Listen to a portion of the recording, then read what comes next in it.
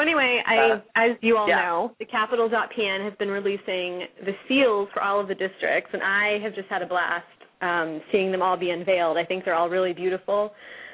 I would love to see them printed as posters. I would buy them all, hang them all in my house. But I noticed on the District 5 seal, which, of course, now we all know that District 5's industry is power, there's a nuclear power symbol. So, of course, my first thought was, like, whoa, Panem runs on nuclear power?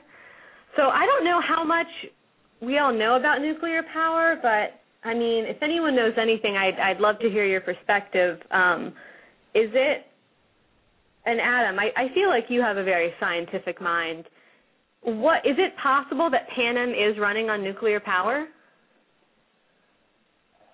Look, I didn't think they were before, but I'm starting to feel like maybe they could be. I mean, why else would you have all of these, really, it seems like 2 districts.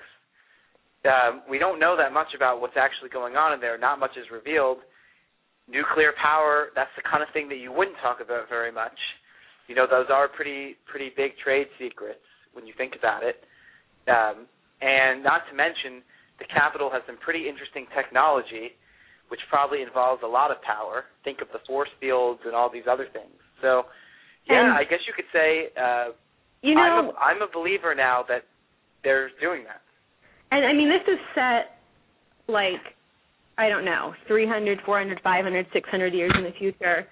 And I feel that it would be, I mean, I feel that we're moving towards, I feel that nuclear power as a main power source is sort of growing in the world. I mean, in France, they use a lot of nuclear power. I know a lot of people in the United States are opposed to it. It's actually in many ways more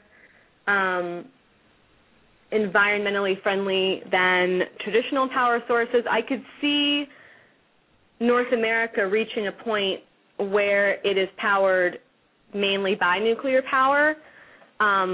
So if this is set that far in the future, you know, that might make sense.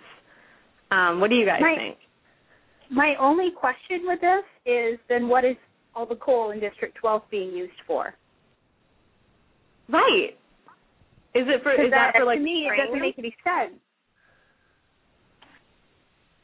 Unless they're just digging coal to keep them busy.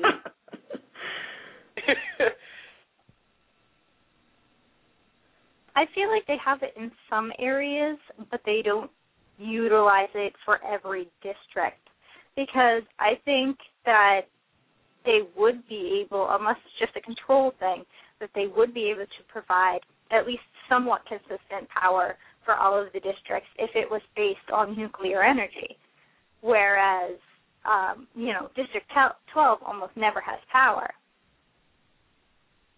I just got, this is Shylah, an interesting thought from Teresa, who says the districts are the ones who probably use the coal. The capital, districts 1 and 2, and probably 13 use the nuclear power. That's what I was thinking, yeah. Yeah, that makes sense to me.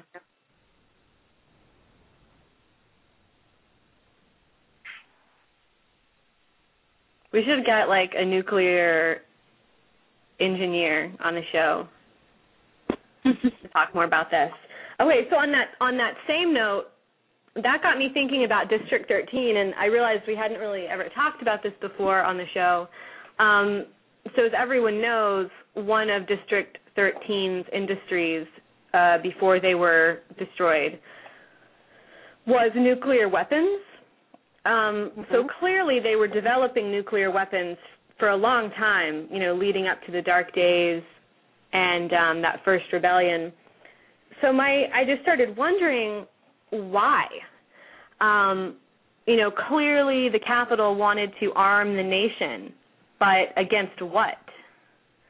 Does this indicate something out there? Other countries maybe? An alien presence somewhere? Do you think that this is another sign of a zombie apocalypse? What do you guys think? Why do you think that they were developing nuclear weapons? Do you think that it was to protect from an outside threat of some kind? Well, I think, this is Ariel, I'm thinking that maybe the Capitol was using District 13 to make their weapons, but not for use of the district, pretty much just to the capital as a threat, possibly, to the other districts, like to make them manufacture them, but yet to be used internally or as a threat against their own people. Just an idea. Yeah, I mean, that makes a lot of sense to me because clearly they were aware of the possibility of rebellion. So, I mean, maybe that was sort of a safeguard for them. I don't know. It just left me wondering and sort of longing for more backstory from Suzanne Collins. Does anyone else have any other thoughts? Adam? I do. You're back, by the way. Excellent. Actually, my phone is not nuclear powered. I have to let you know. Nor is it coal powered. It's powered by AT&T, which is the worst form of power you can have. At least in New York City. Okay, so someone just said they had something to share. Who was that? That was me. It's Courtney. Oh, Courtney, yeah. What did you have to say? I was just going to say that I agree with, I think it was Amie that said that, about maybe preparing for possible another rebellion against its own people, but I could also see it, what country doesn't want to arm itself, in case anything happens. It's the future. There are probably tons of other threats out there that they don't know about. Maybe they do know about it. Maybe there are other countries. Maybe there's a whole, intergalactic threats. Like that would be so cool. But who doesn't, especially the capital, why wouldn't they want to arm themselves for whatever? Well, and this is Shylah again. That would be my guess, too, is an outside presence, because what kind of totalitarian regime doesn't want to expand outside of its borders? I think the capital probably had their sights set on whatever was left of Europe or Asia, and that maybe they were starting to bulk up their military, bulk up not only nuclear weapons, but, resources across all the districts, and maybe them trying to militarize and expand was that catalyst for the first rebellion.